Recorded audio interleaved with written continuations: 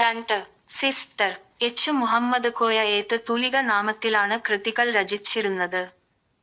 A. M K Atholi, B. M K Muhammad.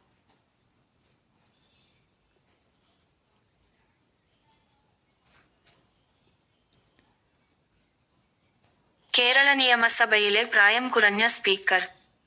A. C H Muhammad Koya, B. K M Seethi Sahib.